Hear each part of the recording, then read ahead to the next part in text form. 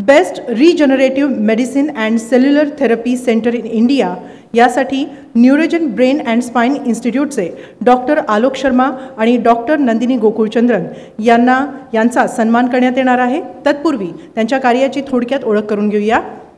न्यूरोजन Brain and Spine Institute ही neurological डिसऑर्डर्सवर काम करणारी आंतरराष्ट्रीय पातळीवर नावाजलेली संस्था आहे।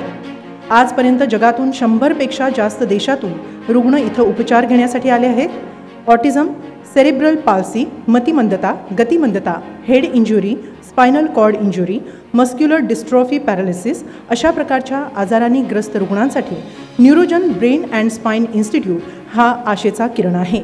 इथं देण्यात येणाऱ्या cell therapies, regenerative medicine, neuro rehabilitation therapy, integrative थेरपीजमुळे रुग्णांच्या आयुष्यात सकारात्मक बदल होतात।